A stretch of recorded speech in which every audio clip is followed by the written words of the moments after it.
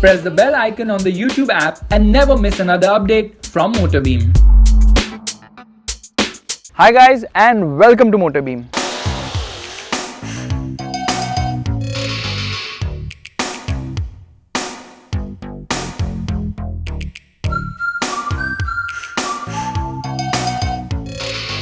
We finally have the Yamaha FZ25 with us and we are comparing it with its rivals. From India, it's of course the Apache 200 and the Pulsar 200 NS. Now these both motorcycles are quite old, while on this side we have the Duke 250. Now both these motorcycles were launched this year, but are they better than the Indian offerings? We are going to find that out today.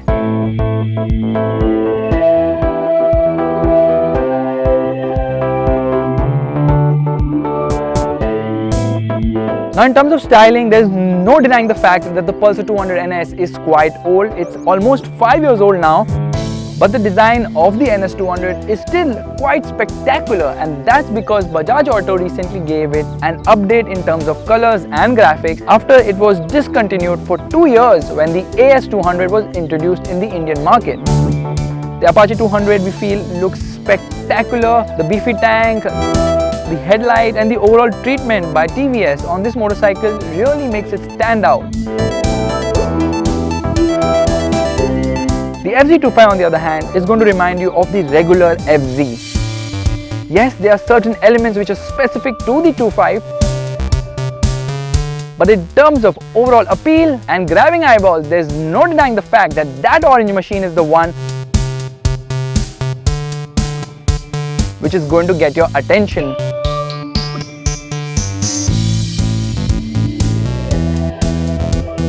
Now the Duke 250 is inspired by the flagship 1290, and just look at the Duke. It spells aggression.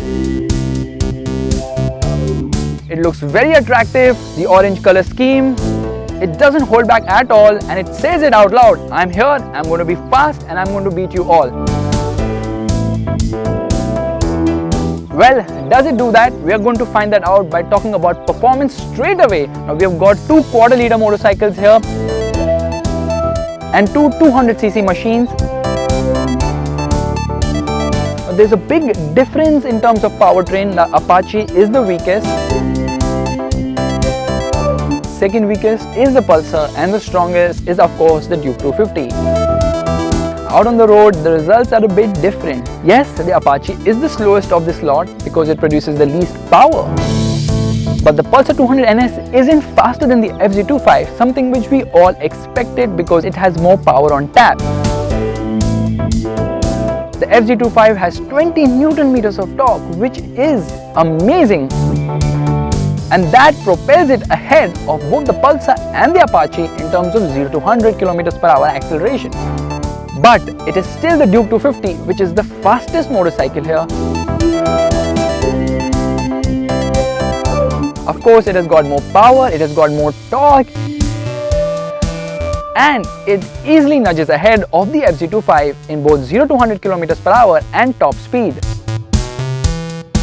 Now where the FZ25 excels in front of all of its rivals here is city rideability, because there's so much torque on upper lower down that you have immense fun riding this bike. And the best part is that it likes to wheelie lower down.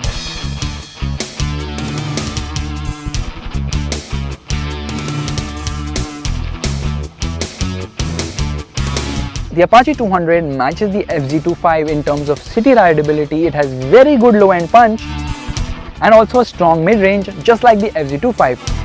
Now both these motorcycles, the FZ25 and the Apache 200, lack in terms of top-end performance, and that's where the Pulsar NS200 excels.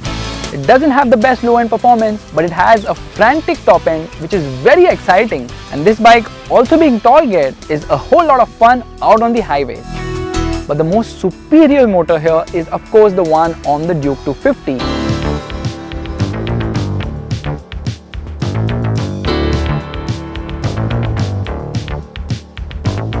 The Duke 250 sits between the Duke 200 and the Duke 390, and yes, it has mixed characters because it feels a bit frantic like the 200 and it has the top end punch like the 390. Now there are a lot of similarities between the Pulsar NS200 and the Duke 250. Both these motorcycles come out of Bajaj Auto's Chakan facility, and yes, both of them are liquid cooled. The other motorcycles here are air cooled, assisted by an oil cooler. Of course, the FZ25 also misses out on a 6th gear, just like the Apache 200, while both the Pulsar and the Duke 250 come with a 6-speed gearbox, which is certainly helpful when you are cruising out on the highway. The Duke 250 also gets a slipper clutch, which is a very useful feature. Now both these motorcycles here come with a 12-litre fuel tank. This one has a 14-litre fuel tank, and the Duke 250 gets a 13.4-litre fuel tank. But the range is the best on the FZ25 because this motorcycle offers the best mileage among these four. And that's thanks to the punchy low end, which means that you can ride in higher gears in the city. After the FZ25, it's the Pulsar NS200, which is also very frugal, at least better than the Apache 200 and the Duke 250. While both the KTM and the TVS motorcycles offer very similar mileage. In terms of sound, there is no contest. The worst is of course the KTM. The best is of course the Apache.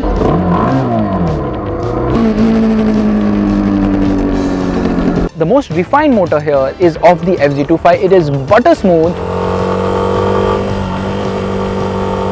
You can barely feel that the motor is running at idle. And once you get in the top end, that's where the vibrations kick in. Meanwhile, the Apache is famous for vibrations.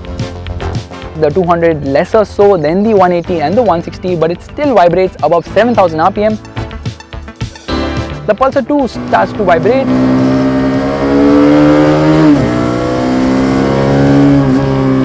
And the Duke 250 comes close to the FZ25 in terms of less vibrations.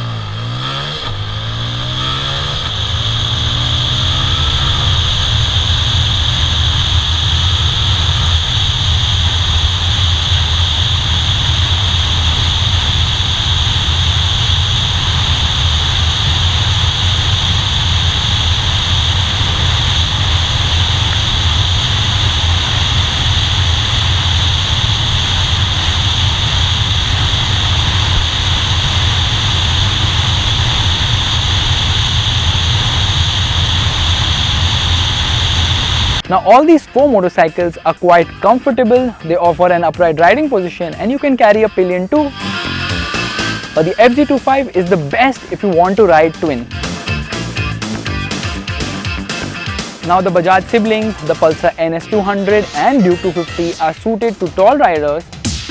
The Apache 200 is suited to short riders and the FZ25 has a balance of both. so both short as well as tall riders are comfortable on the FZ25.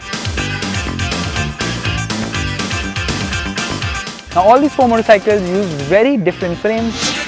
The one on the Apache 200 is a double cradle frame, the one on the Pulsar NS200 is a perimeter frame, the one on the FZ25 is a diamond frame, and the one on the Duke 250 is a trellis frame. All these motorcycles come equipped with front telescopic forks other than the Duke 250 which gets upside down forks. All of them use rear monoshocks, wide tires. Now the tires on the Duke 250 are the widest, so it's 110 front and a 150 rear. The FZ follows with 100 front and a 140 rear. The Pulsar has 100 front, but the rear is similar to the Apache 200 which is a 130, and the Apache 200's front is the narrowest here which is 90. But in terms of tire quality, it is the Apache which is the best because you get the option of Pirelli tire. Now the stock rubber on the Apache 200 are TVS Remoras. The stock rubber all the other motorcycles are MRF unless you are unlucky to get Euro grips on the NS200. When it comes to ranking these tires, without doubt the Pirelli rubber on the Apache 200 comes first, the MRF rubber on the Duke 250 comes second, the MRF rubber on the FZ25 comes third, and the TVS Remora tires on the Apache 200 is matched even Stevens with the MRF rubber on the NS200. And of course the Euro grips, they come last.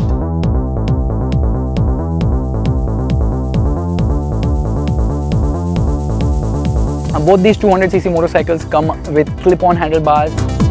Meanwhile, the 250cc bikes come with a proper handlebar. In terms of handling, the Apache 200 feels the best because it's very nimble, followed closely by the Duke 250 because that motorcycle offers very good feedback, and the FZ25 is slightly better handling than the Pulsar NS200. Not only is the Apache 200 the best in terms of handling, it also offers the best ride quality here, followed closely by the FZ25, the NS200 coming third, and the stiff Duke 250 comes last. In terms of stopping power, the Duke 250 has the best brakes here with excellent feedback on the levers, followed by the Apache 200 and the FZ25 which have similar stopping power. Meanwhile, the Pulsar's brakes aren't that great even though it gets pedal disc. Now among all these four motorcycles, none of them heat to a point where they become uncomfortable except the Duke 250 which can get slightly hot in stop-go traffic. Except the Pulsar NS200, all these motorcycles get an all-digital instrument cluster, but the one on the Pulsar we personally like because it gets an analog tachometer, and we just love the feeling of redlining when you can see the needle go all the way to the red line. In terms of being the best equipped, it's a close match between the Apache 200 and the Duke 250. But where the Apache 200 gets brownie points is because this is a new instrument cluster.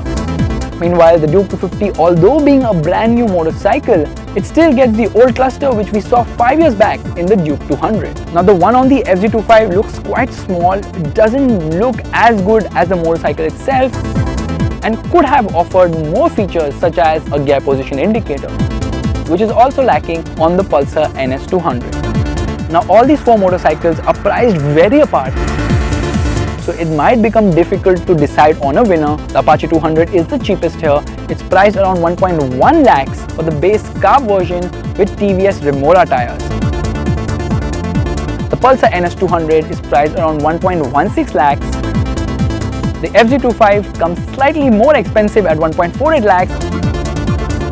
And of course the Duke 250 is the most expensive bike here, priced at almost 2 lakh rupees. Now among these four motorcycles, the Pulsar NS200 comes last in our books. It is a fantastic motorcycle, but now being 5 years old, it started to show its age mainly because Bajaj Auto hasn't given it any mechanical update. The motorcycle coming third is the Apache 200. While a fantastic machine, it just doesn't have the same kind of performance you would expect from a 200cc motorcycle, especially when the FZ25 has so much more to offer. which is the one you should buy? Honestly, we feel that the FZ25 offers a whole lot more value than the Duke 250 because both motorcycles are almost similar in terms of performance. Meanwhile, the FZ25 costs rupees 50,000 less, offering you Yamaha's known quality, reliability and best of all, practicality. The FZ25 is today's winner.